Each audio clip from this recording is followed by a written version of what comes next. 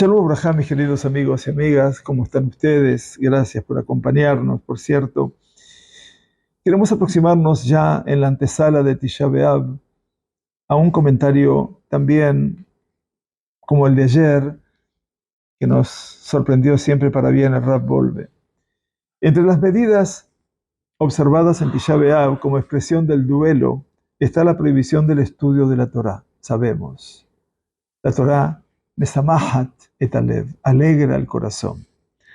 Así como a un doliente se le prohíbe durante el periodo de la Shivá, de sus 7 días de duelo, lo aleno, estudiar Torah, una actividad, como decíamos, que brinda alegría y gratificación, todos nos abstenemos de estudiar Torah en Tisha B'Av, cuando la halajá considera que todos los Yehudim somos dolientes.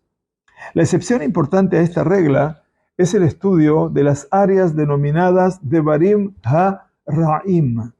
Quiere decir las secciones que hablan de angustia, de dolor, de Sefer Yirmiyahu, Megilat Eijá, que se lee en Tisha B'Av a la noche y a la mañana, que se relacionan con la calamidad de la destrucción del templo. Además, está permitido estudiar en Tisha B'Av el desalentador libro de Iov, que está entre los Ketuvim. Las secciones talmúdicas también, que tratan sobre la destrucción del templo y, por cierto, las leyes de duelo.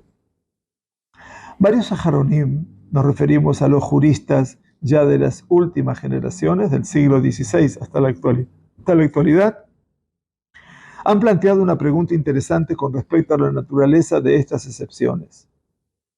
El período de Shivá y Tisha B'Av absuelven a uno de la obligación del estándar del estudio de la Torá, pero se le permite a uno estudiar las áreas menos placenteras, o la obligación de aprender permanece vigente, limitándose simplemente a secciones muy específicas de la Sagrada Torá.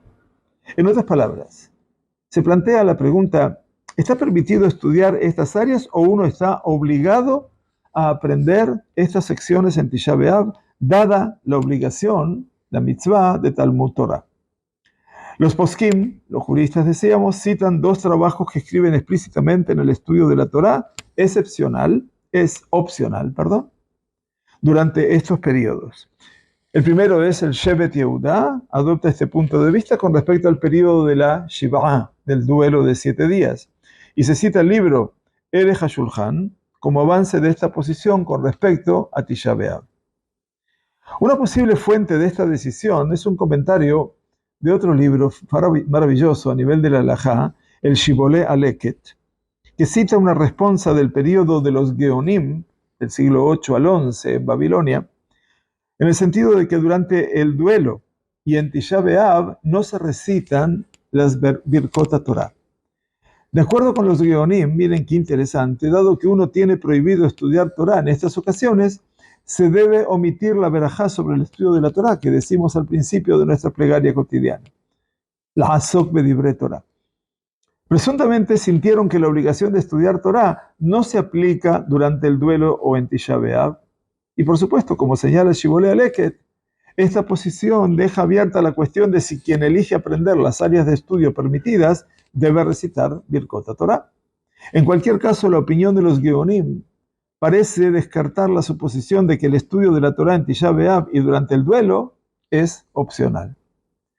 La práctica común, mis queridos, por supuesto, es recitar Birkot Torah durante el duelo y en Tisha B'Av. ¿Prueba esto que la obligación del Talmud Torah se aplica en estas ocasiones? No necesariamente. Como regla explícitamente, dice el Shulchan Aruch, incluso durante el luto y en Tisha B'Av, recitamos las secciones del servicio de la tefilá que se toman del Tanaj o del Talmud. Por ejemplo, los Korbanot, Pesukei de Zimbra.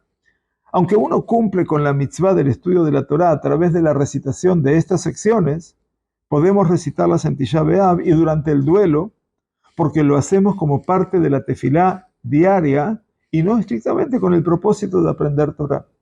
Por lo tanto, debemos en cualquier caso recitar Birkot Torah, incluso si no se cumple la mitzvah de aprender Torah, y el estudio de Yirmiyahu, Eijá y similares es opcional. Para los fines determinar con una aclaración, es importante distinguir entre dos niveles de la mitzvah de Talmud Torah.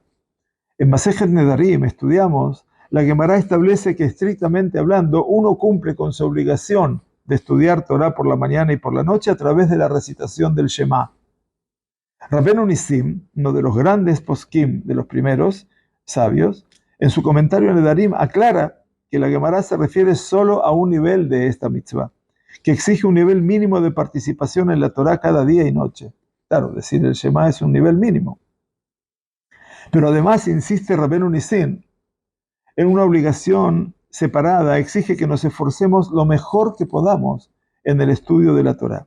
No hace falta decir que todos los puntos de vista reconocen que deberíamos recitar Birkot Torah, por supuesto, así como decir Kriyat Shema en Tisha B'Av durante el duelo, ya que la obligación básica sí se aplica.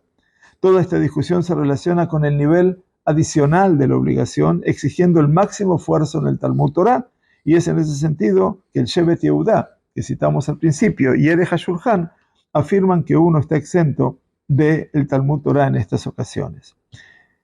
La obra Simchat Yehudá y fundamentalmente Maran Rabbeinu Obadiah Yosef en su Yalkut Yosef no están de acuerdo y sostienen que la obligación del Talmud Torah permanece completamente intacta en Tisha B'Av y durante el duelo, a pesar de las restricciones sobre el material de estudio permitido.